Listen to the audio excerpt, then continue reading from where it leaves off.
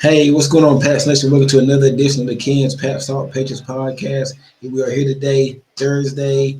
We got a couple more days till June comes in. NFL preseason starts in about 2 months. So about 2 months from the first preseason game, it will be the Los Angeles Chargers and the Detroit Lions. It's going to be the Hall of Fame game, NBC game. So I think the schedule came out today about the games that are going to be national televised. So you can go check that out. I seen on Twitter whatnot. It's a few y'all in here. Make sure you hit that like button. Make sure you hit the subscribe button. Make sure you are sharing the content, man. I appreciate you. On all platforms, Facebook, YouTube. This show is and I'm on LinkedIn. This show is brought to you by, it's powered by the Sports Lounge Media, man. So make sure you go over there and get them a follow, get them a like, subscribe to their channel, man. I really appreciate it. In today's episode of the Ken's Pat Salt Patriots podcast, we're going to talk about, we're going to do a recap of the Patriots OTAs this week. Up and down practice for the offense. I think around this time of the year, the defense always kind of has a heads up. They're kind of ahead of the offense at this time of the year. It's slow. And then it's a new offensive scheme. That's a new defensive scheme too. But generally speaking, around this time of the year, the offense always kind of starts out slow, and the defense kind of has a leg up just to start. So just to start, the defense is looking like the defense is going to be another good defensive unit. Now, last year, the defense did take a step back under Drake Maye and their coaching staff last year. But I think this year, under Mike Vrabel, Terrell Williams, once he gets back from the health situation, I think the defense is going to be a lot better. They're going to be, I think, the pass rushing unit. You got Harold Landry, Keon White, Barmore, Milton Williams, like that whole crew right there. Then the draftees, Farmer, and Braden Swenson. I've been hearing their names. They've been staying at OTA practices. And it's good. I think we have a good enough defensive line right now. We got a good defensive core. We got a lot of depth. So it'll be interesting to see how the defensive line, what they can do during the season. Because last year, that defense was not good. The defense was not good last year. But make sure y'all hit that like button, man. I appreciate it. Please hit that like button. The show is powered by the Sports Line Media, man. But, last year, the defense wasn't good enough. The defense was not good enough last year. It could have been a lot better. Couldn't really get a pass rush. I think back, I want to say that now all year they really didn't get a pass rush. Couldn't really generate one last year. Barmore been out with the health situation. Keon White was getting double teamed. You never really replaced Matt Judon last year. He traded Josh Uche. So I think last year you didn't really have a pass rusher. You didn't have that one guy that can just beat his man and get to the quarterback. You didn't have that. You had Keon White, and Keon White had 5 sacks during the first month of the season.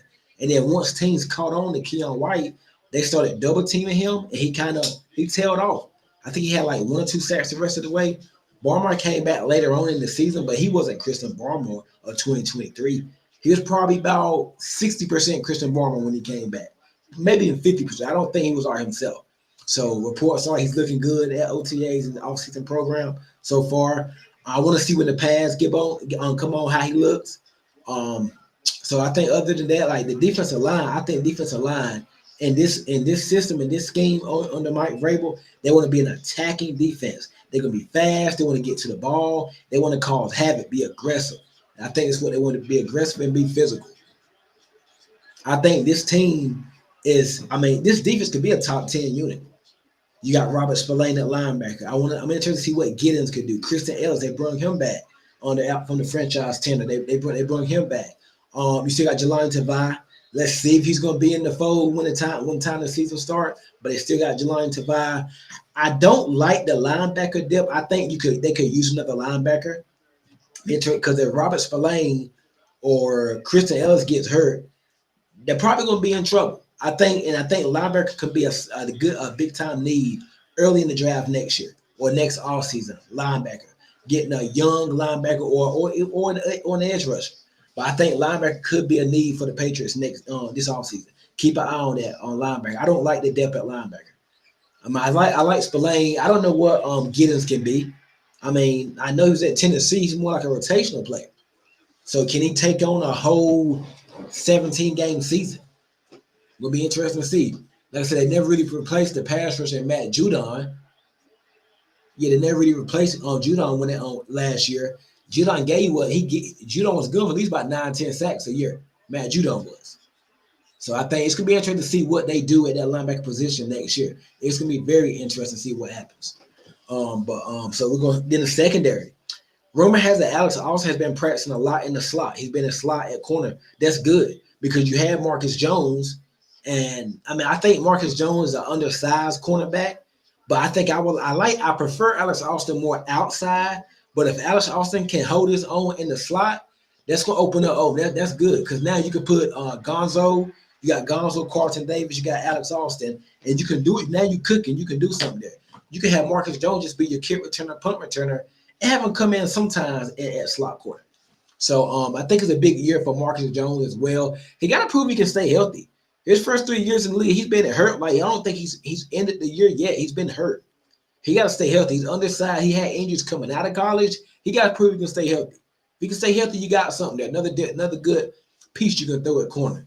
You know what Gonzo will do. You got Carlton Davis, Duggar, Peppers. I think Marcus L. Craig Woodson been getting a lot of run at safety. So can't wait to see how the defense comes out, man. Now on to the offense. Now Drake Maye, he did bounce back late last week in the OTA that was closed to the media. He had a better showing, so that was good for them and whatnot. He threw 4 interceptions last week in practice. You never want your quarterback throwing 4 interceptions. You never want your quarterback throwing 4 interceptions. That's not good. But it's mini count. Well, it's not even mini count. It's OTAs. So he's learning a new scheme. But they did say he bounced back last Thursday. They say he bounced back on Thursday, and he was turnover free. I think that's the one they held inside probably inside the stadium or inside something. But it wasn't. I don't think it was outside. It was indoors in like a dome or whatnot that the Patriots have. So it'll be interesting to see how he. And then I think yesterday he was okay. He wasn't great. I think they say he was 9 for 17 passing. So he was okay. That's not great. That's close to completing half your passes. But right now in shorts and in t-shirts, you really should be. No ball should be hitting the ground. No football should be hitting the ground or whatnot. I think you should be completing just about everything. I think Drake Maye, this year, I don't think he's going to get the slack that he got last year. He's not going to get the long leash he had last year. Because last year, I mean, they kind of gave him a pat on the back. The season, not the season, but the team was a bad team. Bad team. The coaching staff was a mess. And they were like, just go out there. He turned the ball over a lot, but a lot of those turnovers were not his fault. They were not his fault last year. So, I mean, he threw what? I think 10, was it 10 interceptions? Yeah, he threw 10 interceptions. I say half of them weren't even on him. There probably was like an overthrow, a tip pass, or just him just trying to make something. He probably threw about 2 or 3 ones where I was like, you don't want him throwing those. But for the most part, he played pretty good last year. Dealing with what he was working with, he played real good last year. So I want to see how he bounces back on how he plays this year. Now, off to a slow start. Like I said, this is like the second week of OTAs. He got a ways to go. So he's off to a slow start. Second week of OTAs. So let's see how he builds. I think they got a mandatory mini camp June the 9th, I think. They got mandatory minicamp, June 9th through the 11th. Let's see what happens then. I think if we're not getting reports, now it's not going to be time to panic yet, but you see through two OTA practice, it's kind of been uneven. It's kind of been middling. Some people like it, some people don't. He turned the ball over a lot in the first one. I think he kind of, but you remember last year, he kind of started out slow last year. He started out the offseason slow with Jacoby Brissett in front of him. They started to pick things up when they had a joint practice with the Eagles. So let's see how he does. I think the media has another open practice next week, Monday or Tuesday. So let's see how May looks then. And then let's look at the next day going to be minicamp. Minicamp is June the 9th through the 11th. Through those 3 days, if you're getting a lot of reports that the offense is still struggling, May still, kind of uncertain on some things, unsure, if you're still getting those reports, in 2 weeks that Drake Maye isn't looking good, then I'm not gonna say it's time to panic, but it's definitely probably time to keep one eye open, one eye closed. Cause you don't want to say it's time to panic because bro, it's not even mini camp yet. It's not even training camp yet. The season starts in like 3 months. So you don't want to say, oh my God, it's time to panic, but you do want to be trending in the right direction. Like by the time training camps get here, I'm talking about like the first week. I want to see, because then you still waiting on Stephon Diggs to get out there. I want to see this offense trending in the right direction. Now it's tough to glean that right now through 2 practices. People are out, people are in. Offensive lines are shot with Stephon Diggs not in right now. It's tough to learn right now what's going on. Jamar, what's going on with you, bro? What's going on? How you doing? Y'all make sure y'all hit that like button. Also, like I said, the show is powered by the Sports Lounge Media, man. We are powered by the Sports Lounge Media. Go over, make sure you hit the like button over there on their stream, and make sure you subscribe to the channel, man. We got some good things going on over there. Sports Lounge Media, the show is powered by them. I really appreciate it. But I think in terms of the offense, I think going to training camp, you want this offense to be clicking. You don't want to be going into training camp and still waiting for them to hit their stride. They really should be hitting the stride going on around mini camp. They need to string along like some good practices. It's way too early. But if we get to about the second week of training camp and the offense is struggling, Drake Maye still isn't like getting it, or he's unsure, he's hesitating, it's time to panic, because now you're threatening with the preseason. And then the preseason, the regular season. And the regular season is like after training camp, during training, it's probably like a good month away. Then you only got 3 preseason games. So you definitely want to be hitting on all cylinders here pretty soon. I think going into training camp, and I'm not trying to wait after a couple. You don't want to wait to training camp and say, well, we'll give it a couple preseason games. No, during training camp, you want that offense to be clicking, hitting on all cylinders. That's what you want, because OTA is the first part, and you got mini camps.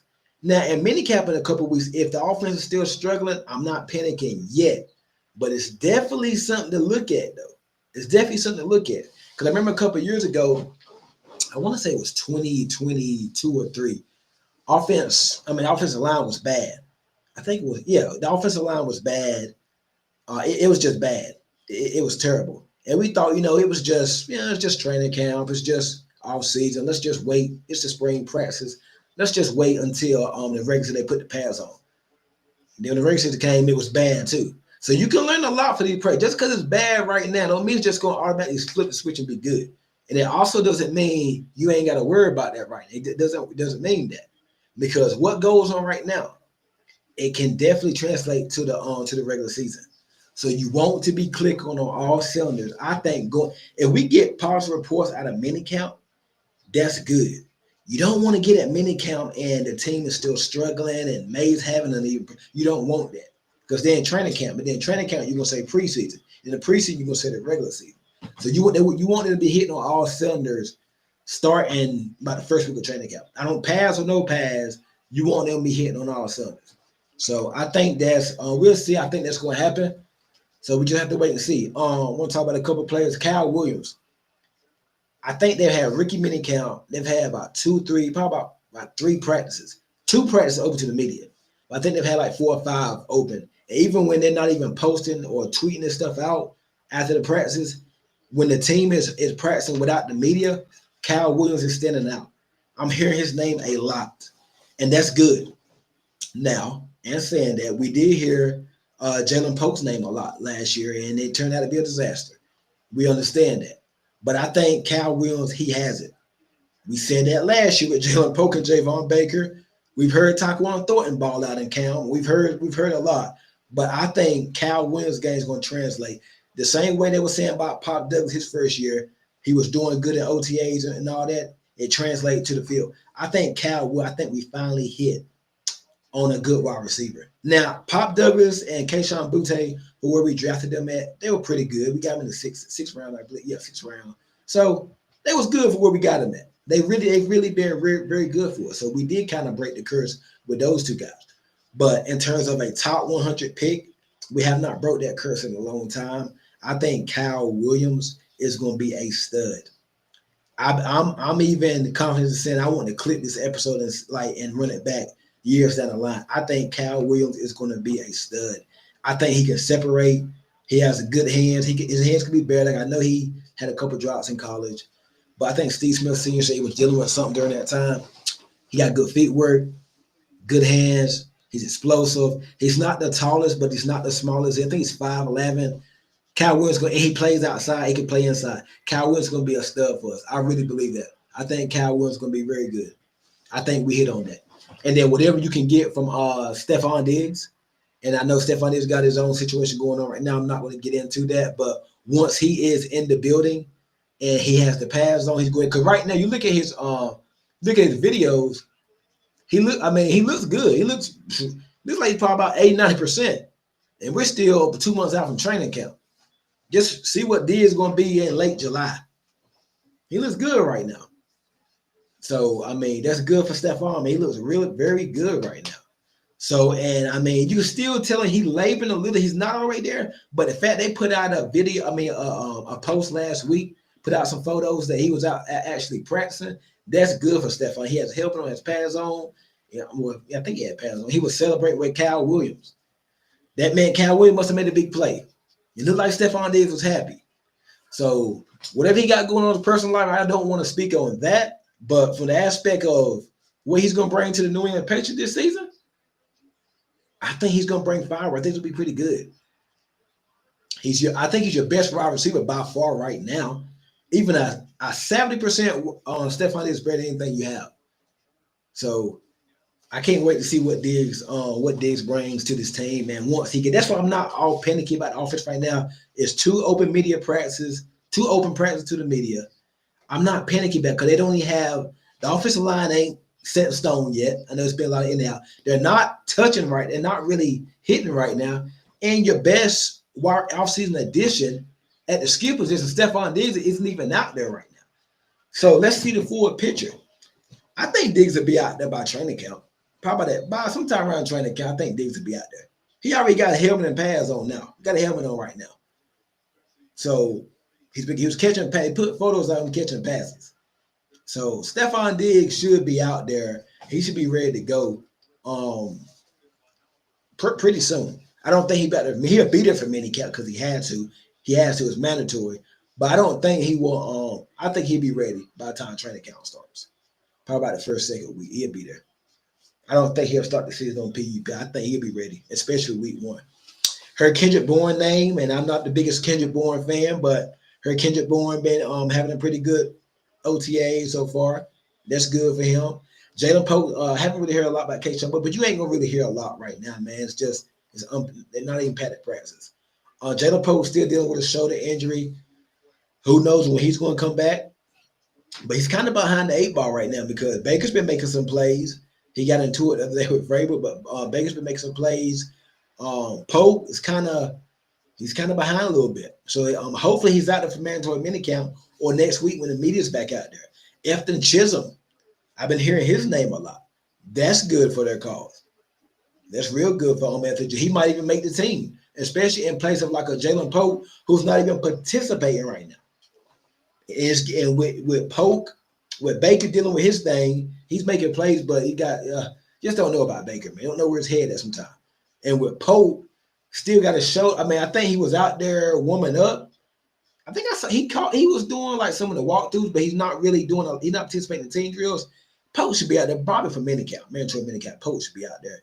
But with Polk out there, Hollins has Mac Hollins, other Freddie wide receiver we signed, he hasn't been out there. That's going to give these guys, Efton Chisholm, John Giles, it's Cal. It's gonna get them time to step up and make and prove like, hey, I deserve a pivotal role on this team this year.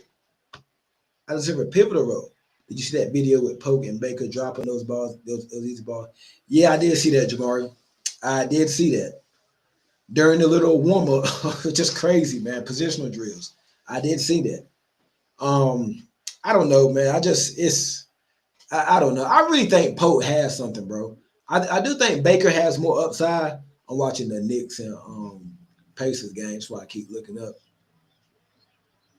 Yeah, I do think Polk has something. I think Baker has more upside, but I just think it's something in Polk that Polk can be a contributor for us this year.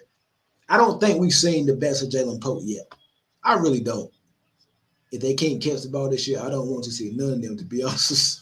Hey, man, I'm with you, bro. I'm with you. I'm with you, man. I really think Jalen Polk was a second round pick, bro. I know Polk is better than what he was last year. I think he just got in his head last year. Polk is better than that.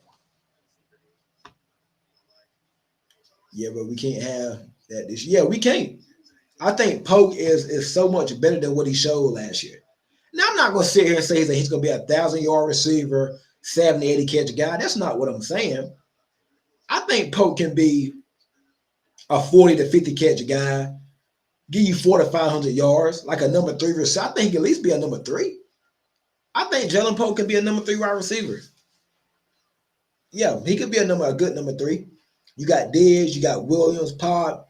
I think Polk could be like a 3 or 4 rotation receiver. He's not that bad as he was last year. He did have 2 touchdowns. He's not that bad, bro. He's better. Polk is better than what he showed last year. I think he just got in the way, and that coaching staff was horrible last year. Coaching staff was horrible. Yeah, they both definitely have talent, but they just in their head. Especially, Baker, I think they said something about he caught a long pass against a corner and he started flexing and doing all that. Like, that's the immaturity stuff they're talking about. He had those problems in college, too. And shout out to Greg Bedard, because Greg Bedard was the first person on it. He had those problems in college, too. Baker had issues like that. He was inconsistent hands. He's more so like a 50-50 aggressive catcher. But he had issues, not like off the field issues, but he had maturity problems in college. He had character issues in college. So it's kind of we've seen it. Like, he had a couple instances last year.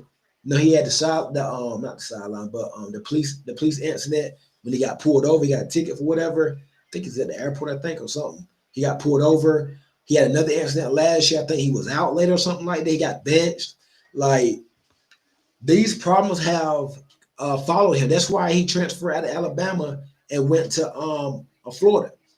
They said because of issues like that. So we'll see what happens, man, with Javon Baker. But he has a talent. He's been making plays in these first OT. He's made a play. So he got to stream alone. But I think Jalen Polk has a better chance of making the roster. Right now, I'm going Stephon Diggs, Kyle Williams, Pop Douglas. I'll probably go Kendrick Bourne, Butte, and Efton Chisholm. Those are my 6 right now. And I'm leaving Hollins and Baker off. I'm forgetting somebody. But yeah, I'm leaving Hollins and Baker off. That's what I'm gonna leave them off right now. I think you have to. But Diggs, Pop, Williams. Yeah, Polk could be off too. Hollins, Polk, and Baker. And I'll go with Diggs, Williams, Pop Douglas, Efton Chisholm, Booty and Bourne. It'll be a 6 right there. Right now, those would be the 6. But we just have to see what happens, man. It's gonna be very interesting. We're just gonna have to see. It's gonna be an interesting training camp to see what those guys do. Ramondre Stevenson, moving on to the run-up. Ramondre Stevenson was back. He looks in shape. I know he had some stuff going on. He had death and heart's out. My heart is out to Ramondre Stevenson, man. Sorry about it. He lost his father, whatnot. So heart's out to Mondre. But I think that he looks slim, like he lost some weight. Slim, he's in shape. So let's see how he does during the season. Mike Vrabel did say that he was going to be he's going to have play a pivotal part in offense. He's gonna have a big time workload. So they're going to be depending on Ramon J. Stevenson this year from the looks of it. Yeah, they're gonna be depending on him. I like what I'm hearing on Travion Henderson. He's explosive, and like I said, right now it's tough because they're not hitting these practices. But I think we got some. We hit. That's another pick. I think we're gonna hit on. Um, the tight end. I think Hunter Henry. He's slim. Like he got a little lean too. Henry's looking good. He had a big OTA practice the other day. Austin Hooper didn't practice, but Hunter Henry's he looks like he's slimming up. So I want to see what he does. I want to see who's going to be that third tight end. I think Jaheim Bell made a few catches the other day. He had to play today. Dupree, haven't heard a lot from him, CJ Dupree. But like I said, right now it's just tough, man. We'll know a lot by the time the pads come on. And in late July, we'll know a lot. So June's in a couple of days. Mini camp is in a couple of weeks. Training camp will be here in a couple months. We're about 8 weeks out, about 7-8 weeks out from training camp. That's when the real fun's gonna start, man. That's when the real fun's gonna start once training camp starts, late July. Those dates normally come out probably after mini camp when the training camp. We don't know right now, but I'm assuming it's probably gonna be middle of July, probably like July 23rd, 4th, something like that. I know the first training camp, the first preseason game is July 30th. As I said when I start the show out, that's the first preseason game between the Chargers and the Lions. So the first training camp probably open probably about the second week, 14, 15, something like that, man. So fun times, man. Fun times, man. We're gonna see. Let me get this question. Do you think it's possible we get Trey Hendrickson? We could definitely use him, but what's the compensation? I mean, I'm sure they're probably gonna want. Good shot. I'm sure they're probably gonna want probably a first, second round pick for Trey Henderson. I do a second. I don't know if I'm giving up my first round pick. I do a second for him though. It seems like the Bengals not coming off they asking price, and he ain't coming off his price of what he want to resign with the Bengals. So it's kind of like a daggone. They're the standoff right now. I do think something get done soon because a lot of us did not think that. A lot of us didn't think that they'd be able to resign Chase and Higgins, but they got it done. So who knows what's going to happen? Who knows? But yeah, Trey Henderson would be nice. You could put him at the defensive end. You got Keon White, Harold Landry, and Trey Henderson good for at least about 10. He good for 10 sacks. Keep in mind he got paid. He signed with New England. No, he signed with the Bengals during the offseason that we got Matthew Judon. So they came in the same year. So Henderson's a real good player, very underrated. He played for the Bengals, that's why he don't get nobody talk about him a lot. But man, Trey Henderson's a good baller. He'd be good enough. He'd be a good system for him. But I don't know. Maybe something gets done around training camp. Who knows? Yeah, true Bengals gonna want a first. Yep. They're probably gonna want a second rounder, bro. I'm gonna say a second. Well, they're gonna want a first, but they ain't gonna get but a second. I'm only giving up a second rounder. I can't give you a first. Nope. You don't know what shape he's in because he had to practice, hasn't been with the team. And a lot of times those things get messy with those situations like that, man. They hold out for a while. They come in the camp or whatever. They pull a hammy. They just get banged. They get hurt. So who knows what's going to happen, man. Going to be interesting to see what they do with Trey Henderson, though. They need him, Coach. They need him there because their first round pick, Shamar Stewart, is holding out. So it's the Bengals always got something going on, either with contract or players not wanting to play there or something. They always start the season out slow. So it's going to be interesting to see what happens with the Bengals. But Shamar Stewart, he hasn't done anything. He's already holding out. Crazy. And they could use a Trey Henderson. They could use him. They lost a lot on defense. Their defense was horrible this past season. So Bengals are an interesting team to watch this coming season. I'm going to say the Bengals and the Miami Dolphins. Those are my two interesting teams to keep an eye on this year. And not for good reason. I think the Dolphins, they're turning they might get rid. They might blow it up out this year. Yeah, he had 17 points. Yep. Yeah, he's good, man. He's a very good player. Very good player. I don't think he get a lot of talk because he's in Cincinnati. He don't get a lot of publicity. I think the Dolphins, they're an interesting team. I think they about to blow it up. I think Mike McDaniel might be going after this year. They're looking at they about to trade Jonnu Smith, Jalen Ramsey on the way out. They lost a lot this offseason. Um, Good shot. He lost a lot this offseason. Ramsey about to be gone. Jonnu Smith, he wants a new contract. They about to trade him. Crazy because Jonnu Smith worked good with Miami last year. He put up some good numbers last year. Now he won a contract. He wants something to his contract. Tyreek Hill, is he in? Is he out? I mean, who knows, bro? Who knows what the Dolphins, Jalen Water, can he stay healthy? Tua, the main question, can he stay healthy? So Dolphins gonna be an interesting team, man. The Miami Dolphins are very gonna be an interesting team. They're gonna be an interesting team, man. I think they can blow it up. And that's when they do that, that's when the Patriots should be going up while Miami is going down, because that's gonna be our little window right there. While Dolphins are blowing up, we can be right there behind the Buffalo or at least surpass Buffalo. So we'll see. But there'll be a lot of talk this season about what the Patriots match up with Buffalo. But I think first they got to match up with Miami first, because we have not beat the Dolphins in a long time.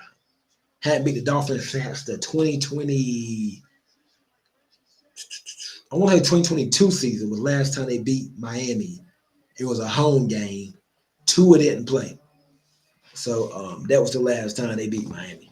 So we'll see what happens, man. We'll see what happens, man. But that's gonna be it for the night, man. D1 on with the night. Don't know where yet, but that's gonna be it for the night. Mondays and Thursdays live shows 8 p.m. Eastern. I'll be back on Monday unless something crazy or some breaking news come on this weekend. Make sure you follow along to my YouTube, my IG, Twitter. I'm also on TikTok. Follow all there, man, for all the latest updates on the pages and on my stream. Hey, it's gonna be fun, man. I can't wait till the season start. We're 2 months away from training camp, about 3 months away from the preseason, the regular season getting kicked off. Mandatory minicamp happening in a couple of weeks. So, hey, man, a lot of fun time. And I do got lots of prizes for y'all during the season. Well, like I said, we are doing watch parties every Sundays or whatever days the Patriots game is. I'm doing a watch party, man. So y'all going to be right here with me. I appreciate it. Once again, show brought to you by the Sports Night Media. Go over there to some fun people, man. Hit the like button, subscribe to their channel, and make sure you are subscribed to the Cans Pats Talk Patriots podcast. I appreciate all y'all joining me. Hit the like button. If you're going to check out stream later on, hit that like button. Make sure you are subscribed and pass it to a friend to pass it to another friend. I appreciate it, and let's keep it going. I appreciate y'all. Have a good one. Go Pats.